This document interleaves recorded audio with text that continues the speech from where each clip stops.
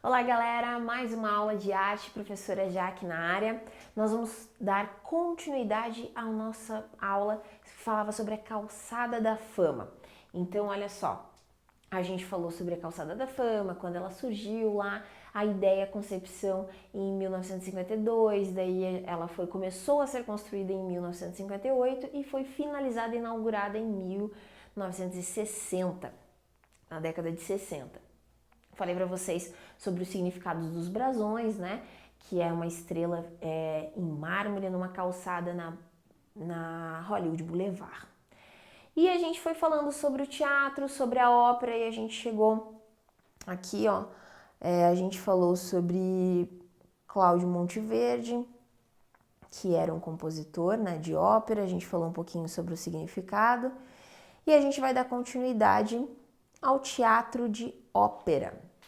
Então, olha só uma imagem aqui para vocês de um teatro, né, o interior do Teatro San Carlo, em Nápoles, na Itália, que foi o primeiro teatro. O primeiro teatro foi inaugurado em 1637 em Veneza, mas esse teatro que eu estou mostrando aqui para vocês nessa foto, ele é o que está ativo até hoje, né? Então, ele foi fundado em 1737. Depois de muitos outros, né, em 1637, muitos outros foram inaugurados, tornando o estilo acessível ao público e divulgando essa forma de fazer teatro e música conjuntamente. Então, no século XVIII, a ópera já havia sido difundida por toda a Europa. Então, na Europa todo mundo já tinha escutado falar da ópera, né, dos teatros da ópera. Então, como eu falei para vocês, o Teatro de San Carlo, que foi fundado em 1737 na cidade italiana de Nápoles, ele foi criado em homenagem, né, ao rei Carlos III de Bourbon, e toda a concepção dele, vocês podem reparar aqui que tem os balcões, né, que são para a alta sociedade, para a realeza, e aqui a plateia, e lá no fundo as cortinas, os detalhes, dá para aprofundar bem, vocês, por mais que seja ali num tomzinho preto e branco, dá para vocês terem uma noçãozinha de como é, e era tão grandioso, né? Olha o teto também, e ele era todo decorado nas cores, toda a decoração foi feita em ouro e azul, então eles usavam muito esse tom. Porque eram as cores tradicionais dos Bourbons, né? O projeto tem a autoria dos arquitetos Giovanni Antonio Medrano e Angelo Carazzali. Em 1816, esse teatro ele foi incendiado e ele se destruiu totalmente, né? Foi destruído pelo fogo, mas depois, né, dentro de um período de 9 meses, pelo comando do rei Fernando I das Duas Sicílias, filho de Carlos III da Espanha, o teatro recebeu o artista mais importante, ele recebeu vários artistas importantes, né, depois que ele foi reformado, ele foi reconstituído. Então aqui tem uma pintura, né, de Salvatore, que é sobre esse dia que ele pegou fogo e foi destruído. Acompanhando o desenvolvimento, né, das artes e da tecnologia, manteve-se vivo como referência cultural. Alguns dos compositores mais famosos, né, que passaram por ele, então Joseph Haydn, Nicola Paganini, Giuseppe Verdi e Giacomo Puccini. São alguns nomes que passaram por esse teatro. A ópera no Brasil. A ópera no Brasil ela chegou com a colonização portuguesa. Então foi lá no século XVI que os jesuítas começaram a produzir peças, né, teatrais com músicas e utilizando flautas, violas e pandeiros, né? No século XVIII, as principais cidades do país já possuíam teatros, conhecidos como casas de óperas ou simples óperas, né?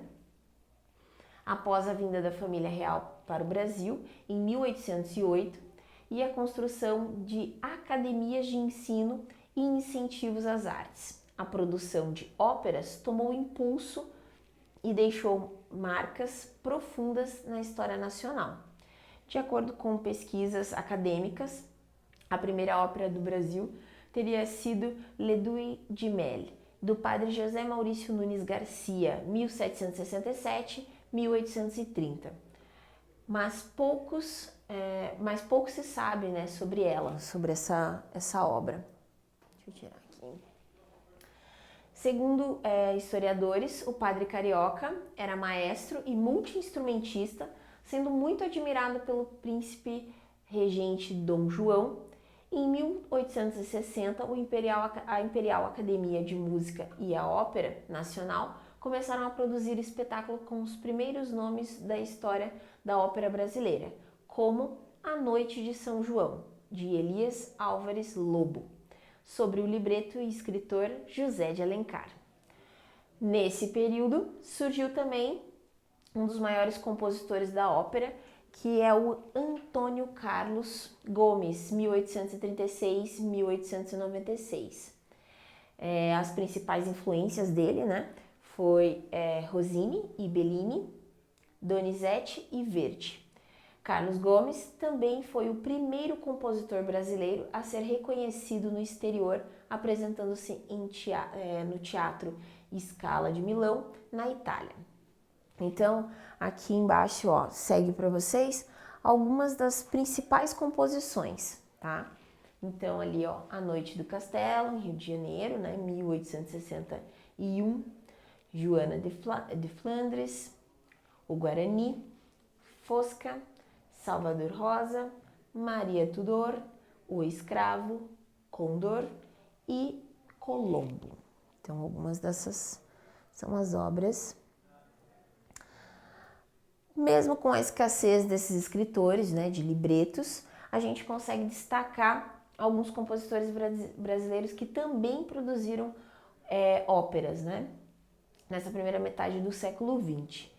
E eles contribuíram para o maior evento artístico nacional de talentos envolvendo a modernização do gênero musical, a Semana da Arte Moderna. Então a gente comemora, né, que aconteceu em 1922, a Semana da Arte Moderna. Então a gente tem o Villa-Lobos, 1887-1959. Aqui tem algumas das principais óperas, né, que são de autoria dele. Temos também o Oscar Lorenzo Fernandes, 1897 a 1948. Ele é um distúrbio nervoso antes de começar um curso de medicina. Então ele teve esse distúrbio e ele não quis mais fazer medicina, partiu para a arte da música, né? Também atuou no movimento modernista. Lorenzo se tornou amigo e parceiro de composições de Mário de Andrade e Graça Aranha. Com este compôs a ópera que consagraria como compositor nacionalista, o Malas Arte, famosíssimo também, 1941. Mozart Camargo Guarnieri, 1907-1993, escritor modernista. Mário de Andrade se aperfeiçoou e produziu música com Camargo, um musical de Camargo Guarnieri, em razão dos sons tipicamente brasileiros em suas composições. A amizade entre os dois cresceu e tornou-se uma parceria artística. E daí eles fizeram, o resultado foi Pedro Malas Arte e Um Homem Só, tragédia lírica de 1960. Então esses são alguns dos compositores, né, que fizeram composições para ópera brasileira e contribuíram para a história da ópera no Brasil. Muito bom! Então, gente, falamos aí sobre a ópera, sobre o teatro da ópera, a sua criação, como a ópera chegou aqui no Brasil, a parte histórica, né, com datas, tudo bem tranquilo. E eu coloquei aqui para vocês também as principais composições desses artistas, desses compositores que ficaram marcadas, tá bom? Muito obrigada pela aula de hoje, espero que vocês tenham curtido e até a próxima aula. Até lá, valeu!